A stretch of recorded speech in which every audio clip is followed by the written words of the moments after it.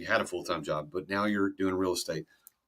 Do you think that what you went through has shaped your investing ideal more than the average investor? Well, yes. And the reason why, so in 2006, I was watching, your employee. So you go to work and then you watch TV. And so I was watching late night infomercials. This guru came on and said, hey, we're going to come to your town, teach you how to invest in real estate for free. So I went. I was so excited. Went to this free 2-hour seminar. It was all hype, all sales pitch.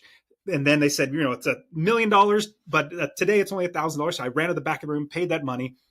Fast forward, story just got taken for a ride, but I took what little they taught you. And I bought my first property. But this is what really shaped me to where I'm at now, where I say, stop being an investor. They taught that you need to be an investor. That property is your business. No, what happened was I bought that first property, followed what they told me. My property manager started stealing from me within 6 months. It was horrible because I didn't know what I was doing. But if I would have hung my head and said, oh, this doesn't work, I wouldn't be here today. I also realized I love starting businesses. I've had a number of businesses. And I thought instead of looking at my property as my business, how about I create a business that then owns the inventory? Because I did it the wrong way and my property manager started stealing from me. So I said, instead, before I buy a property, I build the entire business, all the people that are going to work in the business, make sure I vet them, qualify them, make sure that they're the right people. And then they're going to be the experts telling me which property to buy, which one to not buy, how much it's going to cost to fix up, how much it's going to rent for. And so that shaped me. When my property manager started stealing from me and I realized how to do it right, then I switched it from being an investor, which you need to stop being an investor. You need to become a business owner. So now you own masterpassiveincome.com and you run the Real Estate Wealth Builders Conference, REWBCON. Yep. What was it about doing those that inspired you to, I want to teach other people how to do this? It came about in 2016. I was quitting my job and I had so many people ask me because I'm not working anymore. They're like, how do you make money for your family? I invest in real estate. Then I had friends and family members all ask me, well, can you teach me? The second question always came, can you show me? And so I started showing people and I realized two things. Number one, I enjoyed it. It was a lot of fun because I was helping another person get what they wanted, passive income. But number two, I had extra time. I had so much extra free time. There's only so much golf I could play, or I love going to the gym. There's only so much that I realized, let me combine those two. So fast forward, I wrote a book because I had people asking me the same question. It's the same questions like how this and how that.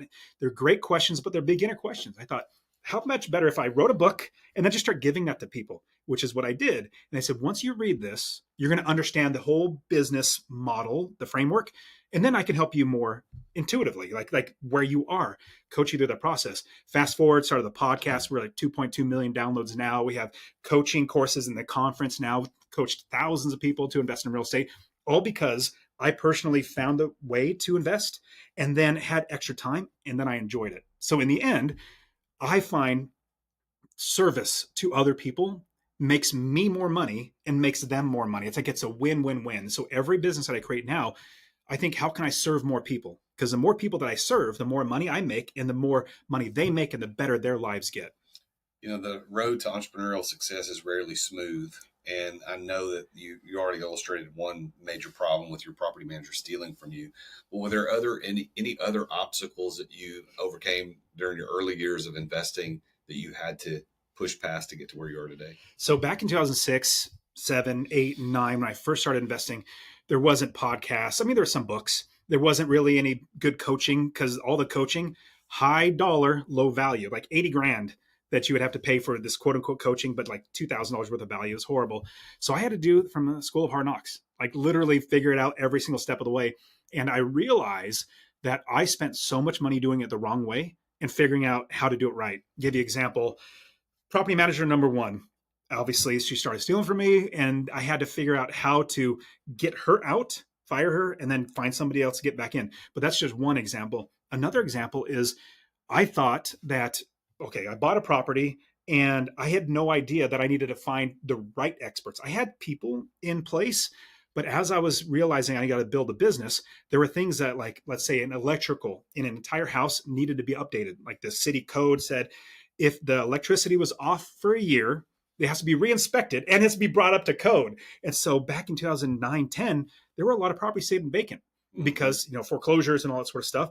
So I was buying these homes, and I didn't know, because I wasn't asking the right question. I didn't have the right experts. I was just doing it on myself, that there were 2 properties about at the same time. I had to do like a $5,000 redo of all the electrical on each property at the same time. Where was this? This was in Ohio.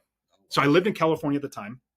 And in California, 2006, you couldn't buy a house and rent it out and make money. So I figured out I got to go out of state. So now I invest in Ohio, Texas, Arizona, Tennessee, and Indiana. Because once I figured out that I got to create a business that has inventory, it's like, man, I could do it again. So I duplicated it over and over and over again, building a business. And then remember, that business owns the inventory. Hey there, it's the real Jason Duncan. Thank you for watching this video. If you are an entrepreneur and you've ever thought about what it's going to be like when you get ready to exit your business, I'm the guy you want to follow. So make sure that you've subscribed to this channel and go check out the link in the description, therealjasonduncan.com. Check out the resources I've got for people just like you, as an entrepreneur who's trying to get his life back, get her life back, get your time and freedom back. We've got a couple other videos you might be interested in. There's one here and there's one here. If that's what you want as an entrepreneur, if you're being trapped in your business, then I can help you get out of that. So go to therealjasonduncan.com. The link is in the description, and check out one of these videos. I'll see you next time.